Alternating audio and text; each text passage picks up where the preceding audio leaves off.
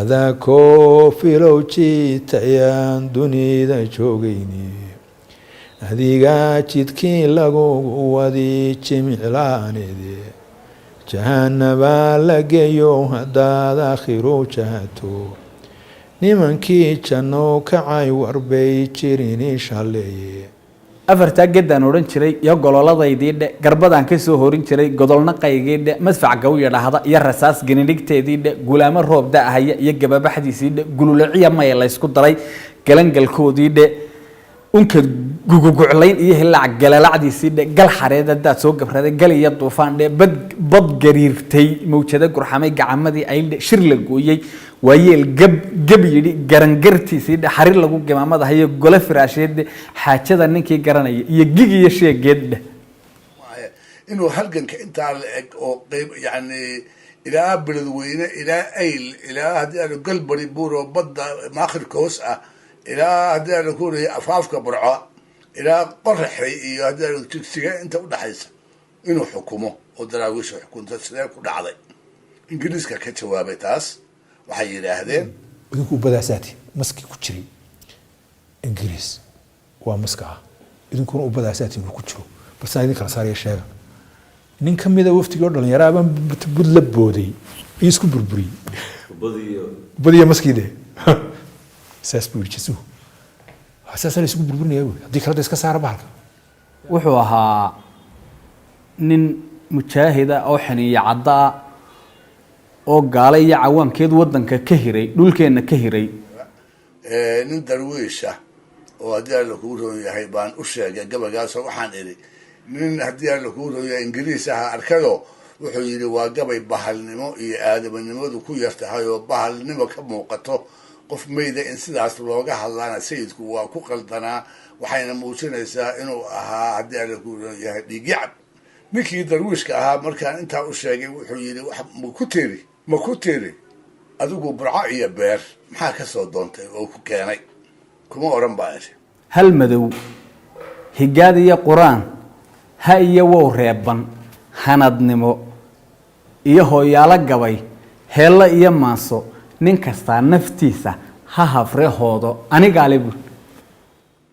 kini adeegiisii markii la yidhi dhulka soomaalida inta badan xukun ingiriiska iyo talyaaniga usoo jeediyeen wuxuu yidhi haddii seefo iyo maare iyo sumuc la ii qaato cadaawuhu hadday igu soraan saqaranaareedda meeshiiyo sawaakimi haddii la iga seeraarsho sakadii cadmeediya haddii saaxil la igeeyo faranjiga la saayiro haddii la igu soo yaansho samci maayo sawdaan ahayn siinka looxa ah rabbaa deeqle roob baa qabow ruqa abaar baa le bad baa reen le aar baa ridamar horis faras baa le janna ruga raxmaan baa barya le raacis nebi baa le wardaa rogis le weli baa rila le rabid shareeca le run baa fiican been baa rafacan raran cadaab baa le rataa xoog le geel baa rukale ramad haleelaa leh waa jaadadka ugu adagee gabayga la tiriyo nin adeega faranjiya amba awrtaba u qala amba arigaba u qala amba uba ilaala ah ama uurka kala jira ashahaado beeniyo islaamnimaha lagu dhaqo ilaahayna ma ogolaana kama qamali karo muslimnimo nimaan kugu dhaqayn muuminnimo khaasa gaal maxasta kuu dhowrood magansataa dhaama cali isagu sidaasuu u gabiyey oo macnihii heeraabtaasuu taagnaa sayid maxamedna wuxuu lahaa dagaalkii nasaarada kiristanka dagaalkii nasaarada anaa daalib ku ahaa dalka malihid anigaa ku idhi doora weynaha diintayda anigaan ku gadan dabaqi naareed anaa labada daaroo tan hore darajo mooday heerkaa iyo heeraabta intaa leeg buu taagnaa dhacdada koowaade waxay ahayd xeebta iyo dekeda berbera oo ninkii ingiriisiga joogay ama askartiisii ay sayidka weydiiyeen inuu cashuur bixiyo alaabtii uu watay oo xajka kala yimid markaasna uu yaabay oo yidhi adiga waxaad ku tidhaahdaa ninka ingiriis yaa adiga cashuur kaa qaaday markaad soo degtay markaan daraawiishta ahaa